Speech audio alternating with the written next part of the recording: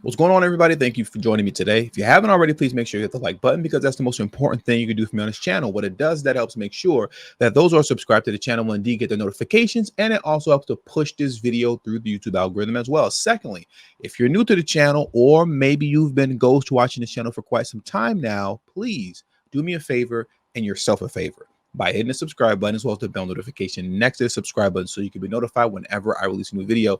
And lastly, please make sure you share this video out on your social media platforms to your family and friends to inform them on this news and information. And yes, that does help to give me a slight boost in the YouTube algorithm as well. And with the introduction out of the way, let's get into today's news. And today we are headed back once again to the People's Republic of Chicago because the Democratic National Convention is still going on. And what I want to talk about today, and who I want to talk about today, is Oprah Winfrey. Oprah spoke at the DNC convention in Chicago yesterday, right? Last night. And I listened to it after the fact. It was roughly around 15 minutes long. And one thing that stood out to me, and please correct me if I'm wrong in the comment section below, when I was listening to her speak, she didn't say Donald Trump's name one time. She would allude to him. She talked around him. She was clearly talking about him, but she wouldn't say his name. And I did know already that they had a relationship prior, as Trump had a relationship with pretty much everybody that badmouths him now, since he's been president of the United States and has continued to run, on a Republican ticket, and with the growth of MAG and stuff like that. All these people that used to be his friends are now all of a sudden his enemies. So I did know that they did once have a relationship, but I didn't know to the degree to which they were so close. That I didn't know. And as I started to go through a series of videos concerning him and Oprah, and the way he speaks on Oprah till this very day, even though she's turned her back on him, I found it all very interesting, because what you start to see, and you could even hear it in Trump's voice, and we're going to get to those clips later, is that I won't say that Donald Trump is hurt by Oprah stabbing him in the back. I won't go that far and say he's hurt, but he's definitely disappointed. And you can hear the disappointment in his voice, and we're going to see that in the later videos. I first want to come here to this quick clip of the Oprah Winfrey show. I believe this was in 1988, if I'm not mistaken, where she's talking with Donald Trump. And they're just speaking about politics and a potential run for president. Let's hear what he had to say in this dialogue. Let's get into it.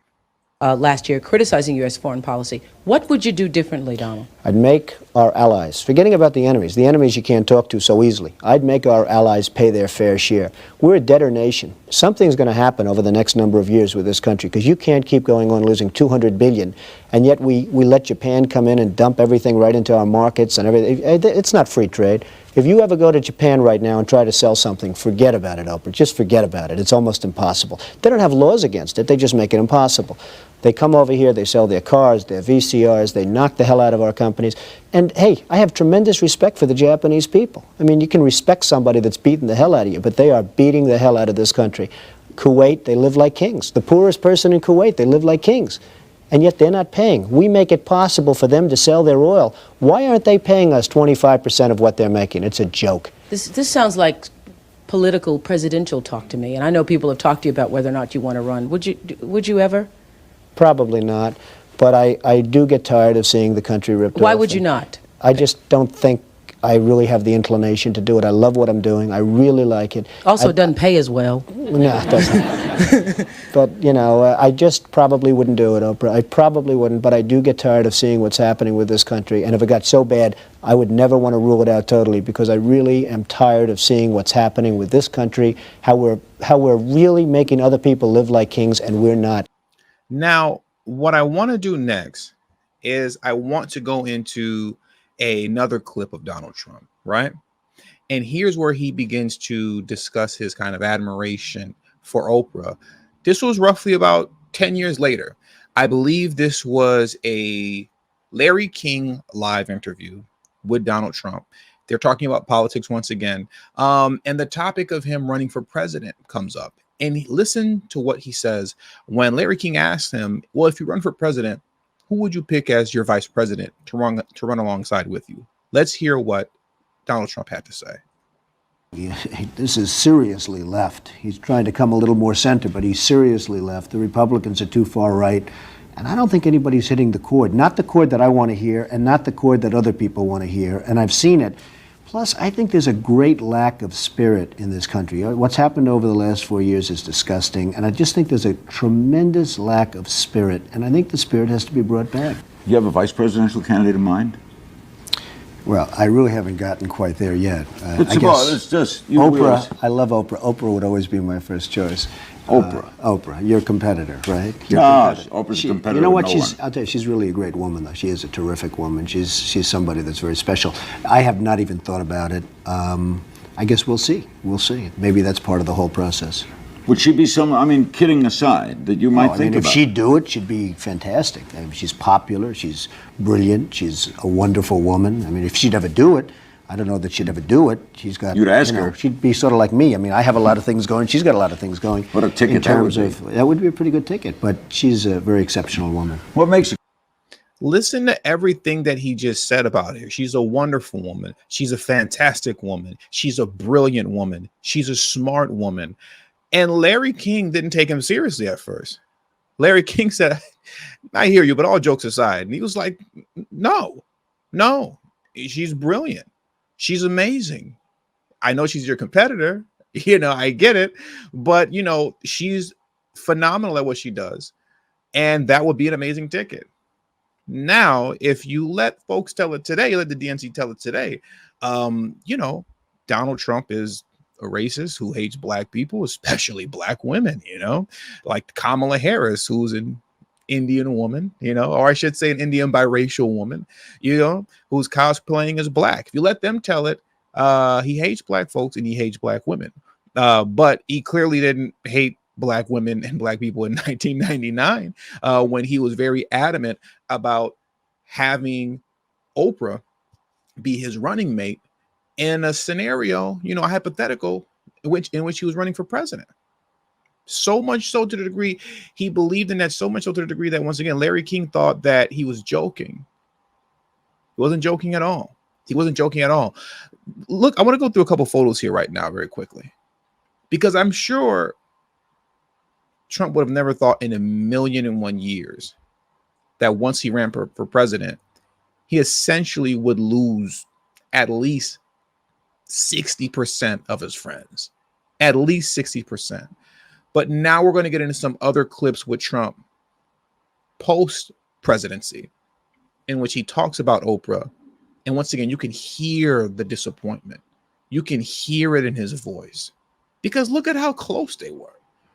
Every picture that you're going to see right now, you're going to see Oprah completely hugged up on Trump, loving Trump.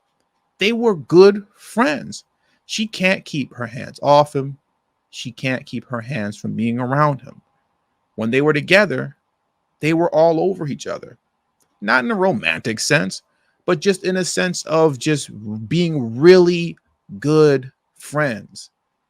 Very good friends. Two people that really respected one another and seemingly genuinely cared about one another. But now, since running for president and becoming president, and how things have played out in the future, or I should say how things have played out up until the present date, we see that Oprah Winfrey chose the party over her friendship with her really good friend Donald Trump. She chose the party over him. She chose to end that relationship with him, to pledge her loyalty to the DNC. Unbelievable. Now, listen now to a couple clips. This one I have here is from an interview that he did with Dr. Phil not too long ago. And just listen to how he discusses Oprah, and listen to the disappointment in Trump's voice. To really like me. She was here many times. Yeah. Let me rewind it back just a little bit. And Oprah used to really like me. She was here many times. Yeah. She loved my key lime pie. We have key lime pie, and she loved a lot of things about Mar-a-Lago. Yeah. And Roger King, as you know. Yeah, we were here for the funeral for Roger King. Correct, long time ago. It's the only funeral we've ever had at Mar-a-Lago. I said, maybe we can do a new business here. We'll operate as a funeral parlor. But it was one of the most beautiful funerals in the ballroom behind us. And he was a great guy. And Oprah's terrific. But once I announced I was running, and I said we have to have strong borders, we have to have this, we have to have that, we've sort of lost contact, as the expression goes. All these years later, since 2016, that is, he's still referring to Oprah as terrific, even though Oprah turned her back on him. We all know Trump very well. He is a grudge holder. He is extremely petty. And if he doesn't like you and he feels that you slighted him and were disloyal to him, he will let you know about it. And he tends to be nasty about it. In some cases, rightfully so. But when it comes to Oprah, he's still giving her flowers. He still gives her praise.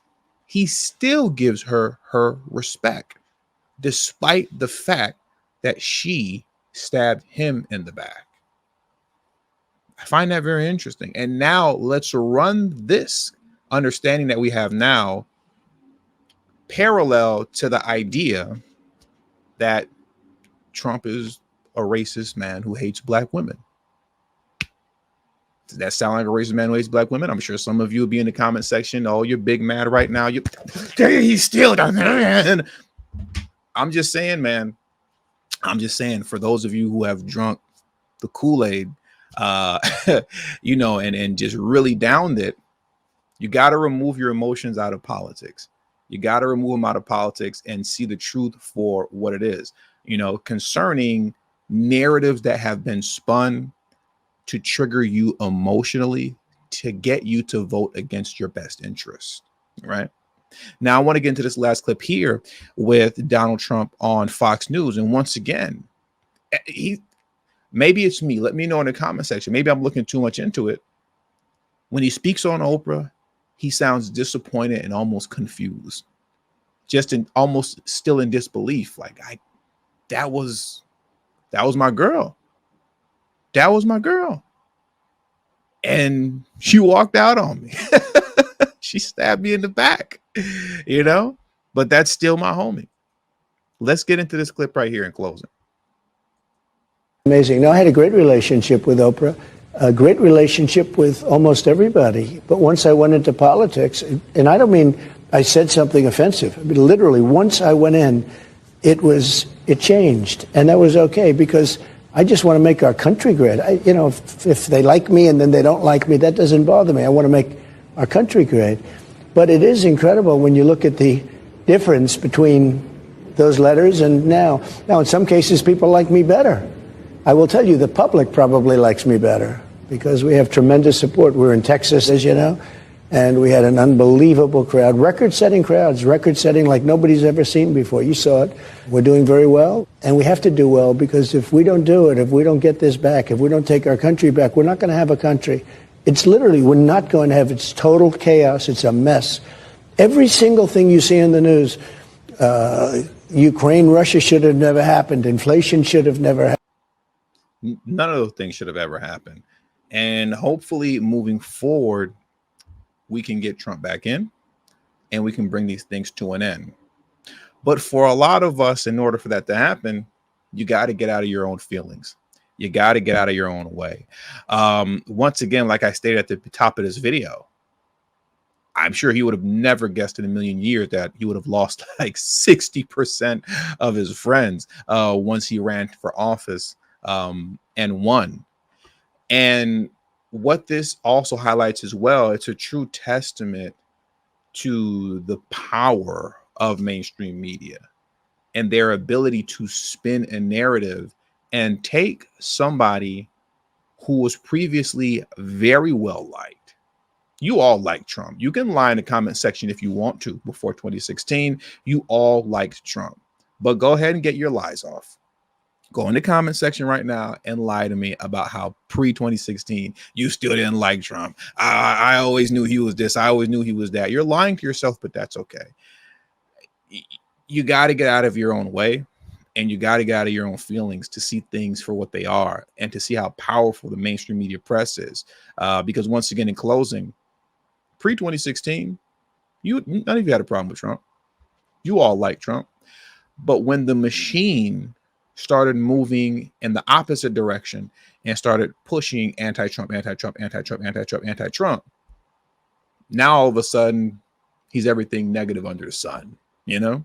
So that's just something for you to meditate on. It's something for you to think on. And with all that being said, that does it for today's news. So please hit the like button on your way out. Subscribe to the channel if you're new to the channel. Share this video out on your social media platform. And also don't forget to follow me on Telegram and Rumble. That is extremely important that you do that. The link to my Telegram and Rumble will be in the description box below and will be pinned in the comment section as well. Thank you all for your time. And until the next video, peace and have a great afternoon.